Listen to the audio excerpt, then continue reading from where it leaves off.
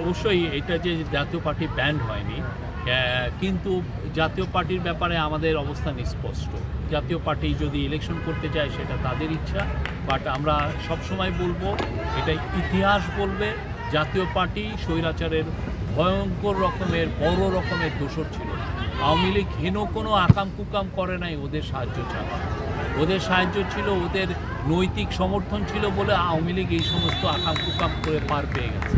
যখনই আওয়ামী লীগের এই কোনো ধরনের সাপোর্টের দরকার ছিল, তখন জাতীয় পার্টির সামনে এসে দোসরের মতো দাঁড়িয়ে থেকে তাদেরকে সাপোর্ট দিয়েছে।